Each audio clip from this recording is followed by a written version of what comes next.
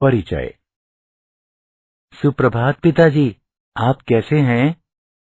मैं ठीक हूं करण, पर तुम कहाँ जा रहे हो? मैं बाजार से प्लास्टिक बैग लेने जा रहा हूं। तुम्हें प्लास्टिक बैग को नहीं अपनाना चाहिए। परंतु क्यों पिताजी? प्लास्टिक हमारे पर्यावरण के लिए बहुत हानिकारक हैं। एक बार इस्तेमाल के बाद अधिकतर प्लास्टिक बैग भराई कचरे में चले जाते हैं और यदि इनको जलाया जाए तो इनसे जहरीली गैसें निकलती हैं, जो वातावरण के साथ साथ मनुष्यों के स्वास्थ्य के लिए खतरनाक होती हैं। ठीक है पिताजी, मैं आज से प्लास्टिक बैग का प्रयोग नहीं करूंगा। इस अध्याय में आप पर्यावरण के मुद्दों की जानकारी प्राप्त करेंगे। उद्देश्य: इस पाठ के अंत में आप निम्न करने में सक्षम हो जाएंगे: ठोस अपशिष्ट का वर्णन करना, कृषि रसायनों की व्याख्या करना, रेडियोधर्मी अपशिष्ट पर चर्चा करना, ग्रीन हाउस प्रभाव व वैश्विक उष्णता की व्याख्या करना, ओजोन परत के अपरदन का वर्णन करना, जलभराव एवं मिट्टी की लवणता पर चर्चा करना, वन उन्मूलन की व्याख्या करना। ठोस अपशिष्ट: कोई भी कचरा किसी अपजल शोधन संयंत्र से प्राप्त अवमल और ठोस, द्रव, अर्ध ठोस या गैस युक्त पदार्थ ठोस अपशिष्ट है। ठोस अपशिष्ट के उदाहरण: बेकार टायर, पटयुक्त अपशिष्ट पदार्थ यानी सेप्टेज, रद्दी सामग्री, लेटेक्स पेंट, उपस्कर फर्नीचर एवं खिलौने, बेकार पड़े यंत्र एवं वाहन, वायु विलय पात्र यानी एरोसोल कैन, पेंट पात्र एवं संपीडित गैस सिलेंडर।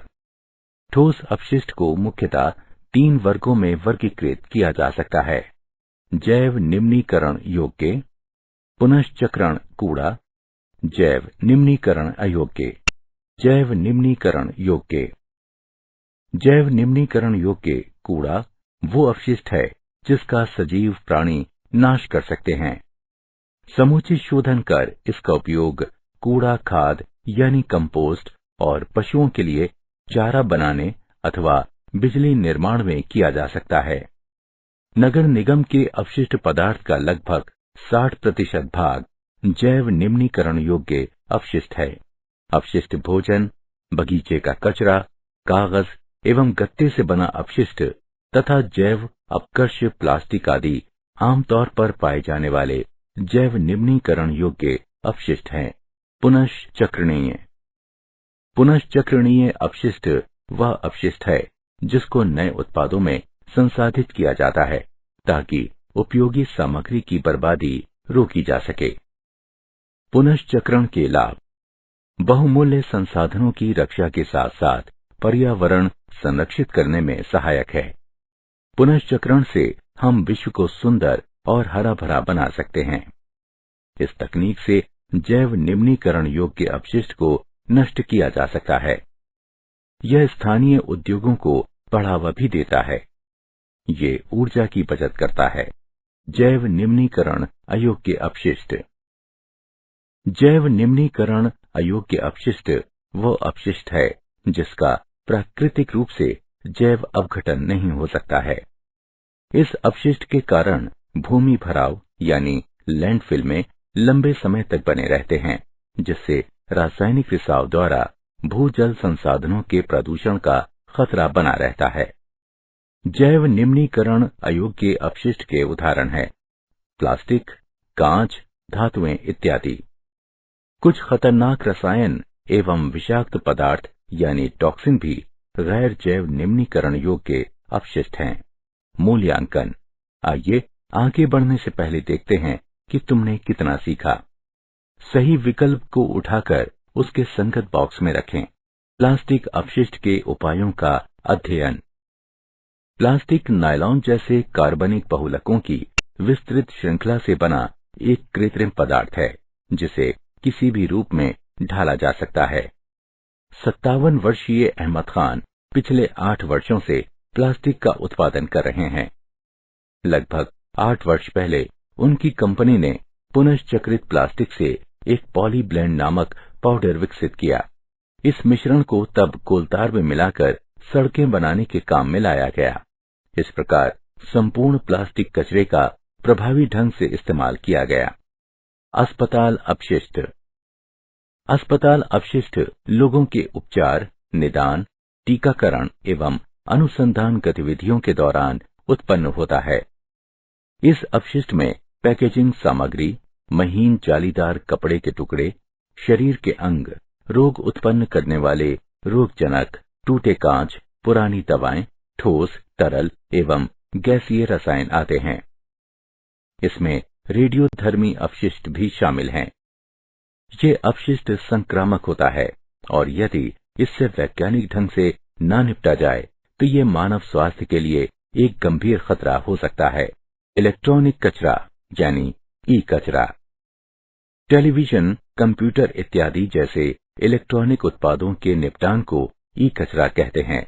अनुचित ढंग से निपटान होने की स्थिति में मानव स्वास्थ्य एवं पर्यावरण को इनमें से कुछ उत्पादों में निहित विषाक्त पदार्थों से खतरा हो सकता है। टेलीविजन में सीसा, पारा, कैडमियम इत्यादि होते हैं। सभी एनालॉग टेलीविजन की ट्यूब में सीसा पाया जाता है। सीसा मनुष्यों, विशेषकर बच्चों के लिए अत्यंत हानिकारक होता है। पारा तो अल्प मात्रा में भी विषाक्त होता है। ये मस्तिष्क एवं गुर्दों को नुकसान पहुंचा सकता है। लंबे समय तक कैडमियम के संपर्क में रहने की स्थिति में किसी व्यक्ति के गुर्दे, यकृत एवं हड्डियां क्षतिग्रस्त हो सकती हैं। कृषि रसायन एवं उनके प्रभाव। कृषि रसायन वे रासायनिक पदार्थ हैं जिनका इस्तेमाल कृषि में कीटनाशक, उर्वरक, मृदा उपचारक इत्यादि के रूप में किया जाता है। कृषि रसायन के प्रकार। उर्वरक, ये वो पदार्थ हैं जिनका प्रयोग भूमि की उर्वरकता को बढ़ाने के लिए किया जाता है ताकि उपज में वृद्धि हो। उर्वरक के रूप में मुख्यतः प्रयुक्त होने वाले यौगिक फास्फोरस, नाइट्रोजन एवं पोटेशियम हैं।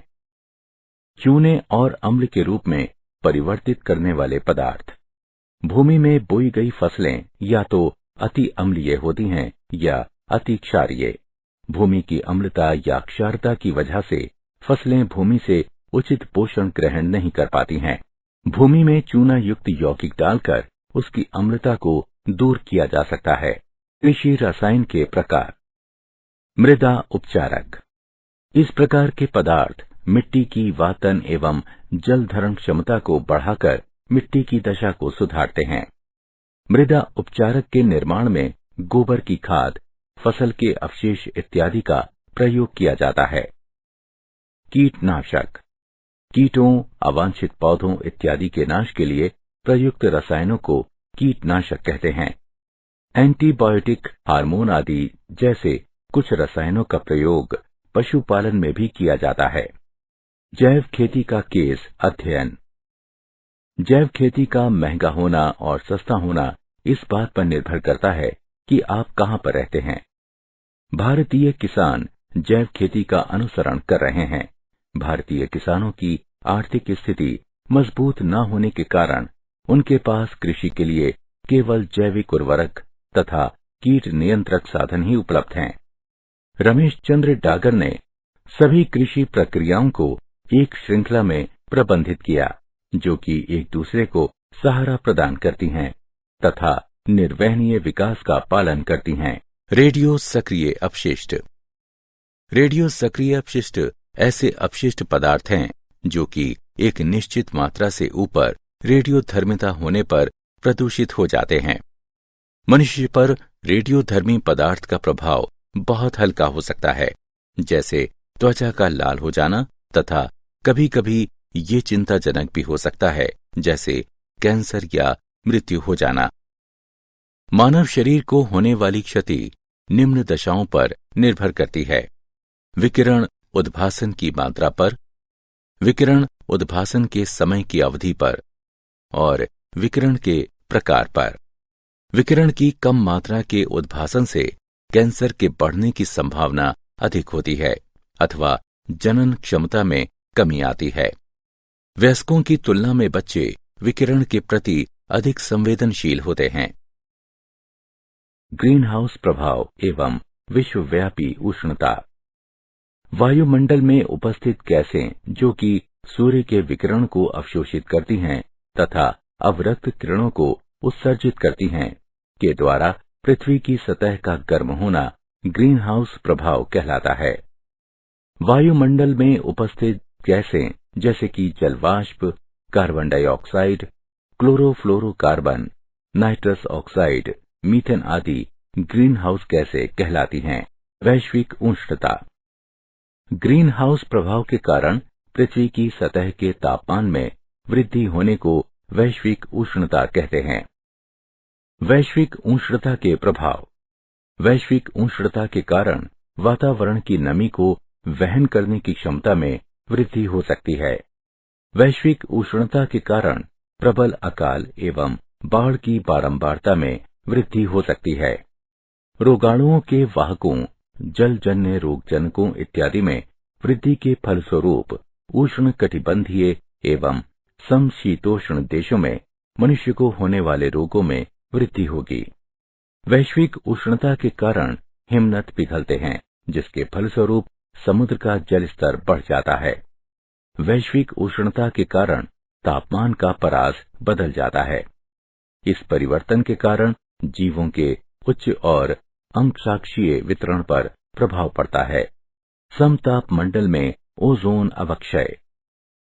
समताप मंडल में स्थित ओजोन जीवधारियों को हानिकारक पराबैंगनी विकिरण कुप्रभावों से रक्षा करने में एक प्रमुख भूमिका निभाती है। कई प्रकार के प्रदूषक समताप मंडल में प्रवेश कर ओजोन परत का अवक्षय करते हैं। इन प्रदूषकों में CFC, मीथेन, नाइट्रस ऑक्साइड इत्यादि शामिल हैं। ओजोन परत को सबसे ज्यादा नुकसान पहुंचाने वाला एजेंट CFC है। ये पराबैंगनी विकिरण की उपस्थिति में सक्रिय क्लोरीन उत्पन्न करता है। ओजोन अवक्षय के प्रभाव। पराबैंगनी विकिरण में वृद्धि से मोतियाबिंद तथा त्वचा कैंसर होने का खतरा बढ़ जाता है। इससे प्रतिरक्षक प्रणाली की कार्यवाही घट जाती है। पराबैंगनी विकिरण में वृद्धि से जीवधारियों में स्थित न्यूक्लियक अम्ल को नुकसान पहुंचता है।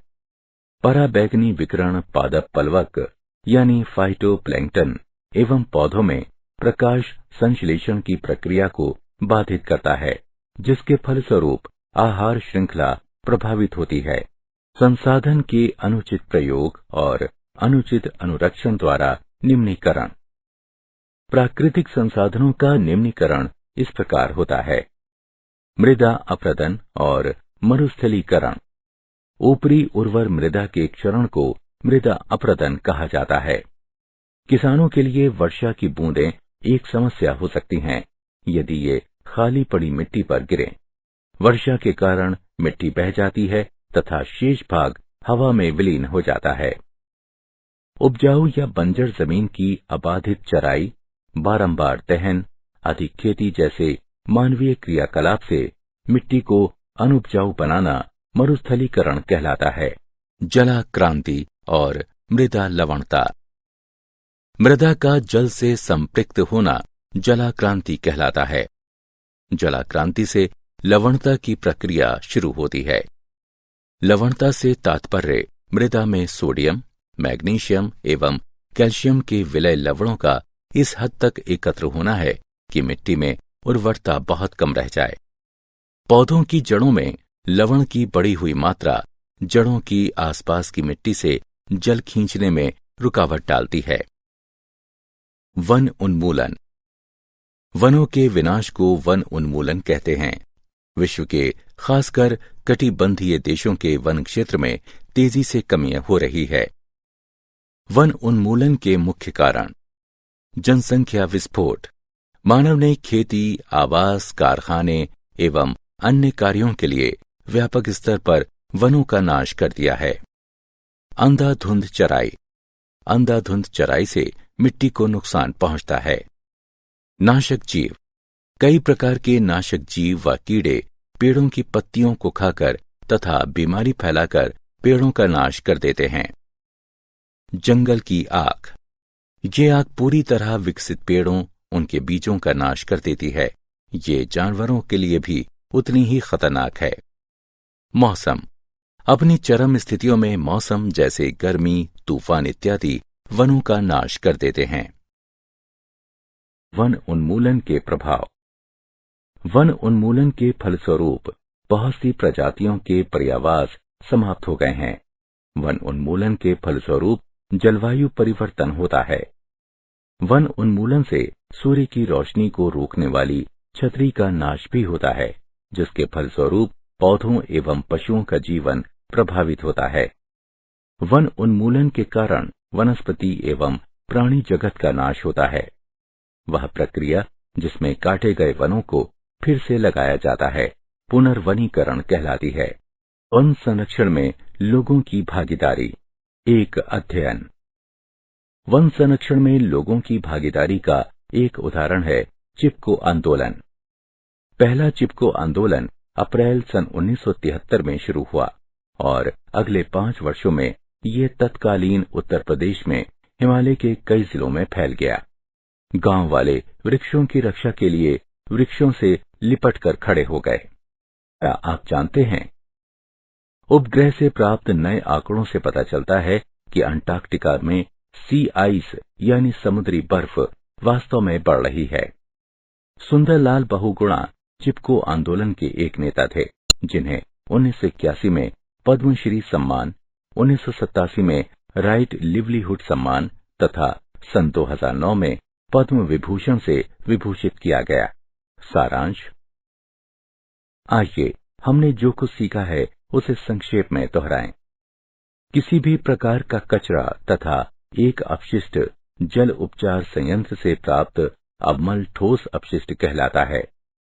ठोस अपशिष्ट को 3 मुख्य प्रकारों में बांटा जा सकता है: जैव निम्नीकरण योग्य, पुनश्चक्रणीय तथा जैव निम्नीकरण अयोग्य। टेलीविजन, कंप्यूटर इत्यादि जैसे इलेक्ट्रॉनिक उत्पादों के निपटान को ई कचरा कहते हैं। कृषि रसायन वे रासायनिक पदार्थ हैं जिनका इस्तेमाल कृषि में कीटनाशक, उर्वरक, मृदा कंडीशनर इत्यादि के रूप में किया जाता है। रेडियो सक्रिय अपशिष्ट वो अपशिष्ट पदार्थ हैं जिनमें एक स्तर से अधिक रेडियो सक्रिय विकिरण होता है। पृथ्वी की सतह के वातावरण में मौजूद गैसों के सौर विकिरण को रोक लेने तथा अवरक्त विकिरण उत्सर्जित करने के कारण गर्म होना ग्रीन हाउस प्रभाव कहलाता है। वायुमंडल में मौजूद गैसों को ग्रीन हाउस गैसें कहते हैं। ग्रीन हाउस प्रभाव के कारण पृथ्वी की सतह के तापमान में वृद्धि होने को वैश्विक उष्णता कहते हैं। ओजोन परत को सबसे ज्यादा नुकसान पहुंचाने वाला एजेंट CFC है। ये पराबैंगनी यूवी विकिरण की उपस्थिति में सक्रिय क्लोरीन उत्पन्न करता है। सबसे ऊपरी मृदा जो कि बहुत उर्वर होती है, इसका हटाया जाना मृदा अपरदन कहलाता है। उपजाऊ जमीन या बंजर जमीन का अबाधित चराई, बारंबार दहन, अधिक खेती करने जैसे मानवह क्रियाकलापों द्वारा मरुस्थल में परिवर्तित हो जाना मरुस्थलीकरण कहलाता है। मृदा का जल से संपृक्त होना जलाक्रांति कहलाता है। जलग्रस्तता के कारण लवणता की प्रक्रिया शुरू होती है। वनों के विनाश को वन उन्मूलन कहते हैं।